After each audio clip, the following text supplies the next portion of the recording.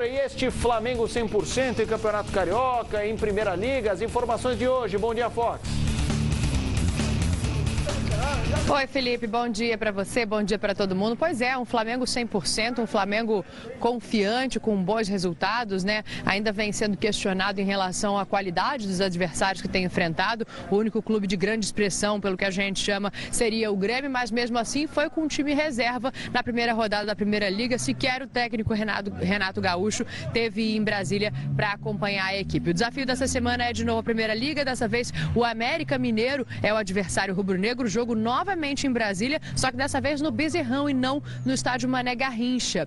A expectativa é bastante boa, inclusive para a recuperação do Mancoejo. Ele saiu sentindo dores no ombro no último jogo pelo Campeonato Carioca, mas vai passar por exames hoje, já que o time estava de folga ontem, e vai participar da partida, ao que tudo indica, até porque ontem teve uma confraternização dos jogadores, e aí ele e o Rodinei já postaram uma foto, brincando, dançando. Parece que está tudo bem com o Mancoejo. O Flamengo não tem nenhum desfalque, o retrospecto é bastante positivo. Eu falei numa semana tranquila de trabalho, porque no ano passado o rubro-negro enfrentou times mineiros 8 vezes, em 8 situações. Empatou uma vez e foram 7 vitórias. A gente sabe que o número não entra em campo, né? Mas o retrospecto favorável ajuda a ir com mais confiança. E outro que não está precisando de confiança, mas que também está com a vida boa quando a gente pega os confrontos do ano passado, é Paulo Guerreiro. Ele tem a média que está tendo nessa temporada. Ele marcou 5 gols em 4 jogos, 4 dessas 8 partidas contra os times mineiros em 2016. É a média dele também agora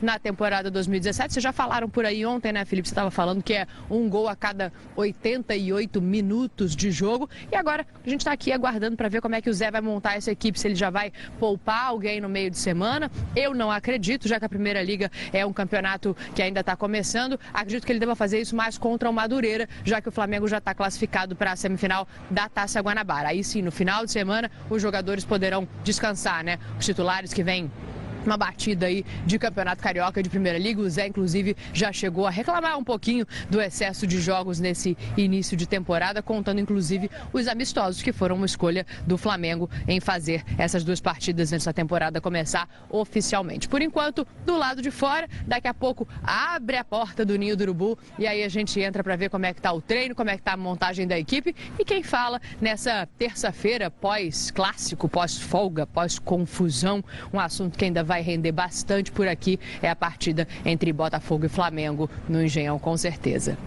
Com certeza, Daniel Boaventura. Vou até aproveitar que você falou sobre o Engenhão, mencionou o estádio Newton Santos. Como é que está a atualização dessa situação de estádios?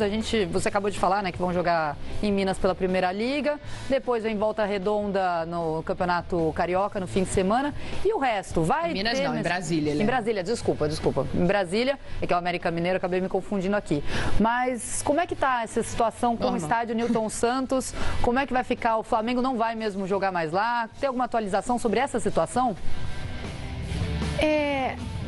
Então, Helena, essa é uma decisão, da verdade, da federação e não do Botafogo, pelo que eu entendi até agora. Eu até tentei fazer essa pergunta ontem para o presidente Eduardo Bandeira de Mello no Fox Sports Rádio, mas ele fica um tanto quanto nervoso quando o assunto é esse entrave entre Flamengo e Botafogo, que já não acontece de hoje, né? A gente tem acompanhado primeiro o William Arão, depois a Arena da Ilha. Antes disso, já tinha tido o imbróglio com o Maracanã, mas o regulamento, o artigo 62 da FERJ, diz o seguinte, que em caso de falta do Maracanã, as semifinais e a final dos campeonatos estaduais são automaticamente transferidas para o Engenhão, para o estádio Newton Santos, né? Então, esse é um regulamento da federação. Vamos ver agora se o Botafogo vai tentar descumpri-lo ou não. A resposta que a gente teve do presidente Eduardo Bandeira de Mello ontem foi que, se necessário, o Flamengo vai jogar mais uma vez fora do Rio, até confundindo a gente de vez em quando, né? Agora é em Brasília, no final de semana contra o Madureira é em Volta Redonda, é um campeonato carioca e uma Primeira Liga meio espaçadas, assim, quando o Flamengo é mandante, mas resposta, definição a gente ainda não tem.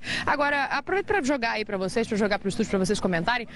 Acho que deveria haver o oposto que está havendo nesse momento, né? Deveria haver uma união entre Flamengo e Botafogo, entre todos os clubes cariocas, e não essa repartição que a gente começa a perceber, inclusive com os outros clubes que não tinham nada em princípio a ver com esse imbróglio, se metendo e tomando partido. É porque é em prol de paz, é em prol de um futebol bonito e não o clubismo colocado em primeiro plano, como vem vem sendo feito. Assim, está na hora de deixar isso um pouco de lado e fazer com profissionalismo, com grandeza, como é feito, por exemplo, na Europa. Se a gente levar uma discussão dessa para lá, vão achar uma coisa absurda. Daniela Boaventura, vou até aproveitar esse seu gancho, você que volta aqui ao Bom Dia Fox trazendo mais informações do Flamengo. Leandro Quezada, o tema da Daniela Boaventura, o termo repartição muito bem aplicado, inclusive para esse momento no futebol carioca, e o Flamengo começou muito bem a temporada.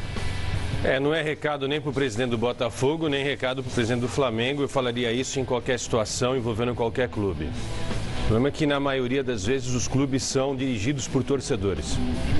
Os dirigentes deveriam ser menos torcedores e mais dirigentes.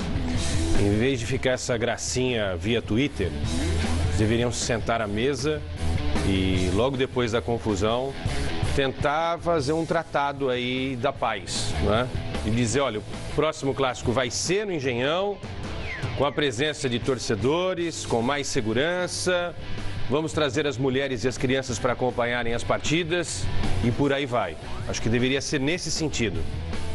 Do que ficar fazendo gracinha via Twitter, via Facebook, que é uma gracinha sem graça que não resolve absolutamente nada. O que é sério que tem que ser discutido é o futebol carioca precisa valorizar o futebol carioca. Essa coisa do Flamengo toda hora ficar jogando fora do estado do Rio de Janeiro é uma verdadeira bagunça.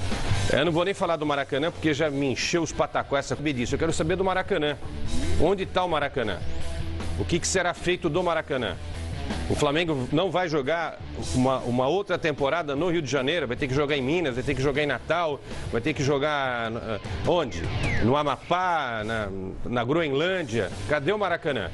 Isso tudo tem a ver com o Maracanã também. Detalhe, eu espero que a FERJ e que a Segurança Pública do Rio de Janeiro não decidam aquilo que lamentavelmente foi decidido em São Paulo. Clássicos com uma torcida só, não é isso, né?